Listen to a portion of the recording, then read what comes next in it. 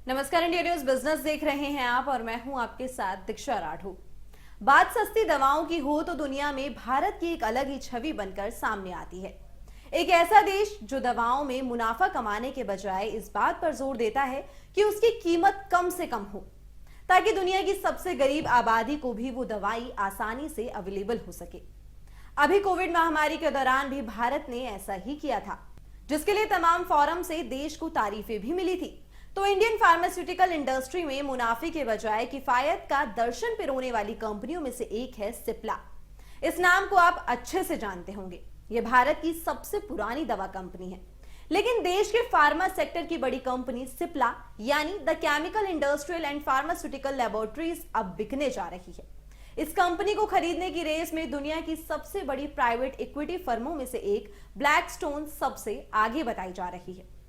तो आज इस रिपोर्ट में हम सिप्ला से जुड़ी तमाम जानकारियों के बारे में बात करेंगे कि आखिर इस कंपनी की शुरुआत कब और कैसे हुई, भारत के लिए इसने क्या कुछ किया, इसका इतिहास क्या रहा और अब ऐसा क्या हुआ कि इस कंपनी को बेचना पड़ रहा है। तो इसे शुरू करने वाले ख्वाजा हमीद की फैमिली इसमें अपनी पूरी 33.47% हिस्सेदारी बेच रही है। सिप्ला को साल 1935 में the chemical industrial and pharmaceutical laboratories के नाम से शुरू किया गया था। इसे शुरू किया था ख्वाजा अब्दुल हामिद ने, जो एक केमिस्ट व उद्यमी थे। वो भारत की गुलामी का दौर था जब ख्वाजा हमीद जर्मनी में केमिस्ट के तौर पर काम कर रहे थे। पश्चिम के लिए भारत समेत तमाम उपनिवेश देश तीसरी दुनिया की हैसियत रखते थे। स्वाभाविक है कि पश्चिम की दवा कंपनियां भारत और भारत जैसे देश में रहने वाले लोगों के लिए खास ख्याल नहीं रखती थी। बड़ी आबादी को दवाएं उपलब्ध नहीं हो पाती थी। ख्वाजा हमीद ने उसी समय जर्मनी से आकर भारत में स्वदेशी दवा कंपनी बनाई। उनके योगदान को इस बात से समझ सकते हैं कि खुद महात्मा गांधी से लेकर पंडित नेहरू और नेताजी सुभाष तक सिप्ला के मुरीद हो गए थे।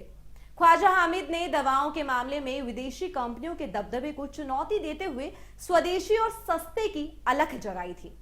सिप्ला के हिस्से में और भी कई शानदार बातें हैं। भारत को आज दुनिया का ड्रग कैपिटल यानी दवाओं की राजधानी कहा जाता है।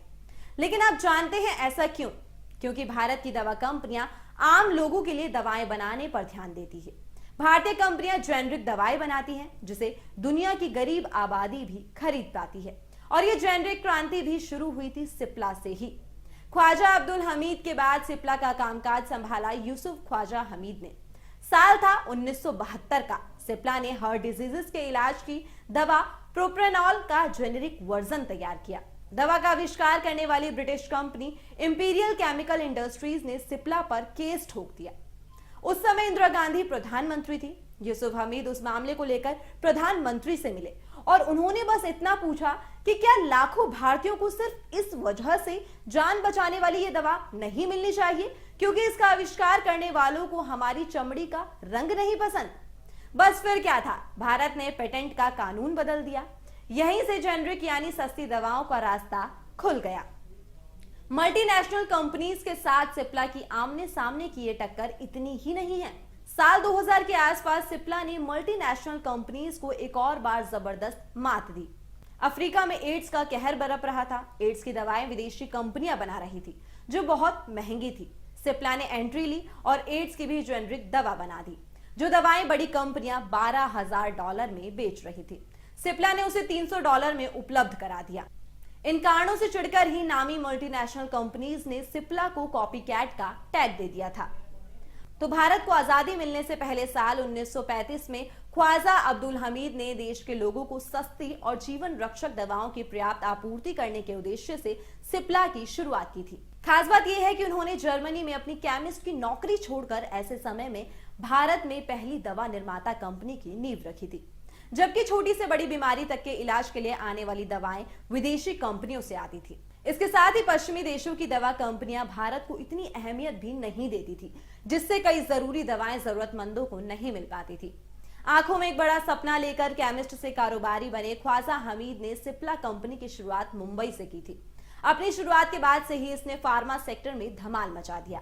60 के दशक में कंपनी की इनकम में बड़ा उछाल आना शुरू हो गया था और 1968 में इसकी आय 1 करोड़ रुपए के पार पहुंच गई। इसके बाद कंपनी ने फार्मा सेक्टर में एक के बाद एक मुकाम बनाए। 90 के दशक में 1991 तक कंपनी का बिजनेस 100 करोड़ रुपए को पार कर गया था। सबसे खास बात यह है कि सिप्ला की शुरुआत से पहले भारत पश्चिमी कंपनियों पर आश्रित था। वहीं देश अब तक तमाम देशों को अपनी दवाइयां निर्यात करने लगा था। मार्केट में पहले से दबदबा बनाए दूसरी बड़ी फार्मा कंपनियों को कड़ी टक्कर देते हुए सिप्ला दुनिया में अपना वर्चस्व कायम करती जा रही थी। कंपनी का सस्ती दवाइयां मुहैया कराने का फॉर्मूला काम आया और देश में लगभग हर मर्ज की किफायती दवा इसके जरिए मिलने लगी। बड़ी आबादी वाले देश में दवाओं की किल्लत दूर करने के साथ ही सिप्ला ने विदेशों में भी एक बड़ा मार्केट बना लिया और इसके इनकम का करीब 60% हिस्सा विदेशी बाजारों से आता था।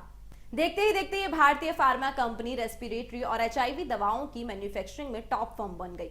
कमाई के बजाय कम दाम में हर वर्ग को दवाएं उपलब्ध कराने के ख्वाजा हमीद के विजन की सराहना न केवल देश में बल्कि विदेशों में भी होने लगी। जब देश अंग्रेजों का गुलाम था तब विदेशी कंपनियों को मात देने वाली भारतीय दवा कंपनी सिप्ला के बढ़ते कदमों को राष्ट्रपिता महात्मा गांधी, प्रधानमंत्री पंडित नेहरू से लेकर नेताजी सुभाष चंद्र बोस तक ने सराहा था।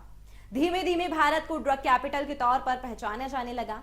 ऐसा हो भी क्यों ना, आखिर यही वो कंपनी थी जिसने बड़ी जद्दोजहद के बाद आखिरकार भारत में जेनरिक यानी सस्ती दवाओं का रास्ता खोला था।